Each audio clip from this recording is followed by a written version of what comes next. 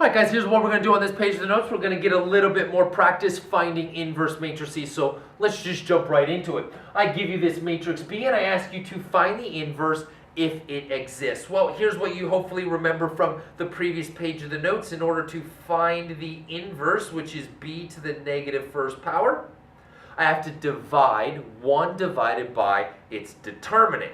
Well, we can find that. Negative 1 times 0 is 0. Negative 1 times a negative 3 would be a positive 3. And 0 minus 3 would be negative 3. I'm sorry. Yes, 0 minus 3 would be a negative. Hang on, did I do that right? That's 0, positive 3, bottom minus top. Yes, negative 3. So minus 3. I need to transform my matrix. The 0 goes there, the negative 1 goes there. This is now going to be a positive 3. This is now going to be a positive 1. And we go ahead and do our scalar multiplication. Negative 1/3 times 0, well, that's just going to be a 0. Negative 1/3 times 3, the 3's cancel each other out, and I'm left with a negative 1. All right. Negative 1/3 times 1 is going to be a negative 1/3. And a negative 1/3 times a negative 1, the negatives cancel each other out, and I get a positive 1/3. And there's my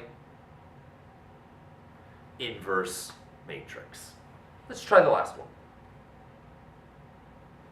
Here we go. Let's go ahead and find an inverse matrix if it exists. So I need to find inverse of n. N inverse.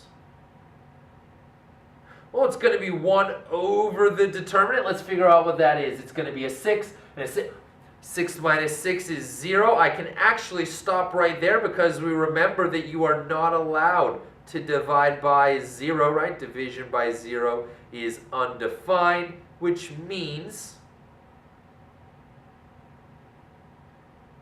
that n, the matrix n, does not have an inverse. This is another example of a matrix that has no inverse.